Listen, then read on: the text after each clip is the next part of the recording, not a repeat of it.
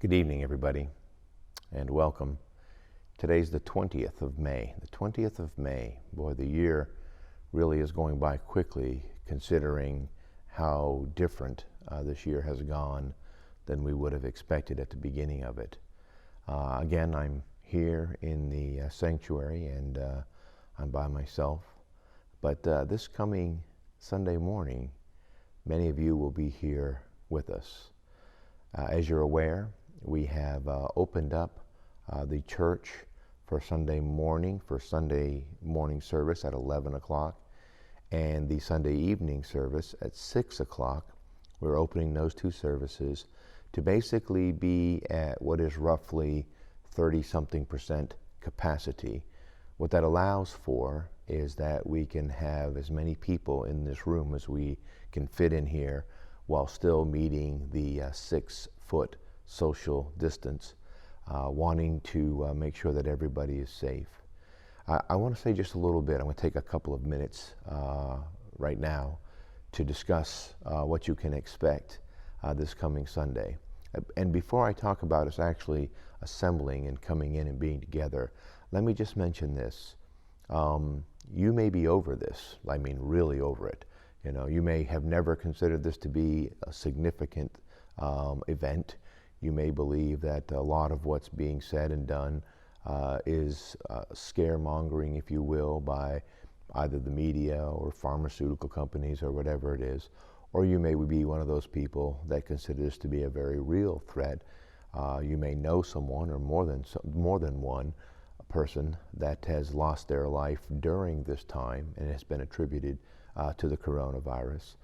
There are obviously people who are in harm's way during this time, and it's particularly those who are older or those who don't have a healthy immune system, or even those that are not in great physical shape, and I kind of somewhat fit into that category myself. We're also wanting to make sure to be careful and to protect those that are pregnant. As I talk about this right now, Kayla is due to have her baby tomorrow morning, Stella, or not tomorrow morning, tomorrow, the 21st, that's when the due date is. And so continue to keep her in prayer, continue to keep Taylor in prayer as Daniel is developing, and she's got some testing today and tomorrow, and we're hoping that everything will go well, that he'll continue to develop, he'll continue to be able to not be under stress in her body, and that he'll be able to go even all the way to full term. That'll be a wonderful blessing. And so pray for these. Pray for other ladies in our church that are pregnant, those that we know and love, and just want to see the Lord continue to watch over and keep them also. Now, back to what I was talking about, though. I think it's important that we understand. I think I made reference to this. I don't know if I made reference to this here, but weeks ago now, I saw something posted. I believe my sister, Billy, posted this, that basically we are all in the same storm, but we're not all in the same boat. Meaning, many of us are going through this exact prolonged event differently. In many lives, it means many different things. And my desire for our church family is that we would love, not just respect, not just honor, not just tolerate, but love others. To recognize that their view of this might not be your view of this. And they don't really need you to share how smart you are, how much better informed you are, and why you feel so strongly about the way you feel about this. Perhaps you could allow them to go through this and encourage and be a loving kindness to them. When we get together this coming Sunday morning, we will practice what we can do to be safe. We're going to ask that everybody would show up to church somewhere about 10:45, between 10:45 and 10:50, in that window right there. And what will happen is you'll be seated. We'll have multiple ushers, not just Mike and Ray, who will be here with us. Won't that be wonderful? But Mike and Ray and others have volunteered to join them. And what we'll do is you'll be met at the vestibule door, so right in the front here, if you'll come under the portico into the vestibule door, and basically just keep yourself spaced from each other while you're coming in, wearing your masks. You'll be met there. You'll be brought directly into the building to where you're going to be seated, and we're going to seat you where you need to be seated. And the Lord willing, we have an idea of who's coming. You've signed up to do this, and so for the morning and for the evening, we'll have an idea who's going to be here, and we will seat you appropriately in a place that will be 6 feet away from the next closest person. And if you're a family of 3, then the 3 of you will be seated together, and you'll be safe where you're seated. You just need to continue to wear your mask until after you're seated. Once you're seated, you can take your mask off if you want to. Please don't get up and move around, just stay seated. We're going to, once we have everybody in their seats, once everybody's seated, we should be able to, now by the way, if you want to have your mask on, just keep it on. I mean, don't feel weird, don't feel awkward, whatever makes you feel most comfortable. If you think sitting with your mask on through the service is going to be best for you, then sit with your mask on through the service. If you don't think that you're going to need it, or you really believe that you'll be bothered by having to wear it for an hour, if you think the carbon dioxide that'll build up in front of your face because of the mask will be a problem, then remove it. Remove it whenever you want to. Now, when it's time to be dismissed, when it's time to get up and to leave the room, we're going to dismiss the church from the back row forward. In other words, in a very similar way to the way we leave an airplane, only we leave an airplane from the front row backward. But we're going to do it so that the people in the back row can be up and out. And when it's time to, we want you to have your masks back on during that time, not touch each other or anything as you're going out, and make your way out the door, directly out through the vestibule, out under the portico, and then towards your car. If you get out into the parking lot and you want to stand a good social distance away from others because you want to be able to talk to each other for a little while, I think that's wonderful. Again, please don't hug each other, don't make contact with each other. And really understand this. This is not just for you. It's not just for me. It's for those who cannot care for themselves. We do not want to in any way pass this disease from one of us to another one of us, and somehow it makes its way to somebody who has no defense mechanism, and therefore it does them tremendous harm. We really want to show a selfless love and appreciation for each other. Again, I'm not asking you to feel the same way as everybody else. I'm simply asking you that you'd honor those who are more concerned about this, and for those that could be in harm's way if they receive it. So that's what we're asking you to do, to work together. We'll send out an email.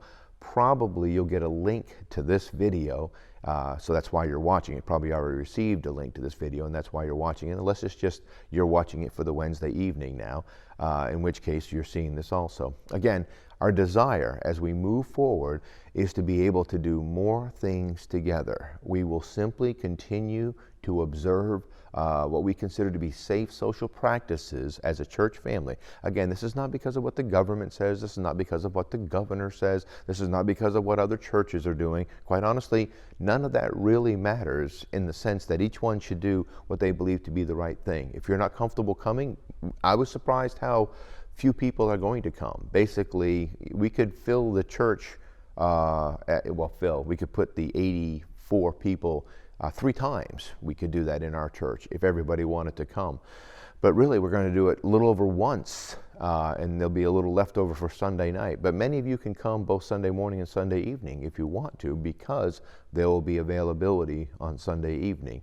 And that's because a lot of people either have little children and they're not going to be coming because of that, or they're quite old and they're not coming because of that, or they're just not comfortable yet, and so they're not going to be coming. And again, I don't know how to, I don't want to overstate this. I don't think I can overstate this. We just want you to be safe. That's all. The things that we're doing here at Tidewater Baptist Church together are so that we can all be safe. We want to be able to continue to do the Zoom meetings. We want to be able to continue to use the live stream. We're going to be able to continue to do whatever we can do as we progress forward. And it will develop. And if we find out that people going back to work and people starting to assemble more, like we will be assembling more, and we find that it's still a safe place here in Hampton Roads to continue, we'll continue forward. And at some point, things will become more quote unquote normal as far as the assembling together. Hopefully they'll be better than normal in that we are right now doing the normal Christian life study. We had a class together last night. It went wonderfully well. If you haven't come yet, you should come to that on Tuesday night at 7 o'clock. Goes from 7 to right about 8 o'clock. Come on in. Even if you're not reading the book, just come. You'll get to hear portions of the chapter that we're on. Next week we'll be on chapter 8. We're having a wonderful time. I'm really thankful for what God is doing. Okay. So make your way down through the page. We have the devotionals, the morning and evening devotionals by Charles Spurgeon. Psalm 16 is down the page a little bit. And then Dr. Smith will be reading some missionary letters, and you can see those, and you can stop and pray for our missionaries. I hope you're having a blessed day. I look forward to seeing so many of you this coming Sunday, and then seeing more and more of each other as we continue to be able to serve together. God bless. Wait, don't go away. I just realized that when we were in the sanctuary that I forgot to mention Sunday school this coming week. So here's the order. I just want to let you know. I made reference to the fact that we're going to have people assemble for the Sunday morning service at 11 o'clock, coming in at 10:45, basically showing up at the church 10:45 to 10:50, and then in that time, kind of like in a wedding, we'll seat all 80-something people in that 10-15 minute window, putting everybody safely in their place. And then in the evening service, we'll have the service at 6 o'clock, and again at 5:45. The ushers will be here and ready to seat you. We'll do the same thing. We'll wear masks, and we'll come in and we'll get in our seats, and then when we're leaving, we'll make sure the masks are back on when we're moving around. And so that's the morning and the evening services. But Sunday school, Brother John James, the only Sunday school class that we'll be having, remember we're having no nursery this coming Sunday. We're having no children's church, no Sunday school classes except for John James. Will continue his series on Isaiah, but it will start at 9:30 in the morning. So Sunday school will be live streamed at 9:30 in the morning, from 9:30 to 10:15. That 45-minute window is how long Sunday school normally is. It's a 45-minute window. And then at 10:15, Sunday school will end. And then you'll have from that point basically 30 minutes-ish to leave your house, come here, and be ready to be seated in your place. Again, please try to arrive on time so that you can be here, so that you can be seated. You'll be able to watch the Sunday school class on the live stream, and then come, those of you that are coming, you can come and be here for the service at 11 o'clock, from 11 to 12. The service will run for 1 hour. The service won't be, will not be back to a normal service yet. And please understand that when you're coming in to be with us, you're coming in to be with us, and we are where we are right now as a church family. And again, we want people to be safe. We want to be able to see each other. We want you to be able to be here if you want to be able to be here. But things are not going back to the what we would call traditional order of service yet. We're just not there. And so it is our desire that you should be seated and then be able to be out of the church service right about noon. That's the plan, to basically not have to be here beyond noon this coming week. The same thing in the evening service. We're going to start right at 6, and by 7 o'clock, Lord willing, we'll have you out of the building. The idea is to not make you have to be still and not move around for an extended period of time. And we know that that will make it easier on everybody, and that way we can do these things together. Okay, I just wanted to add that. I hope you're doing well. I hope you're having a great week, and looking forward to see many of you this coming Sunday, and more of you in the future.